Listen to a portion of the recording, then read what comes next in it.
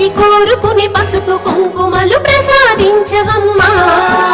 అష్టలక్ష్మివై కష్టకాలమున సృష్టి మనుగడకు అండదండగా నిలిచిన ఆదిశక్తివి నీవమ్మా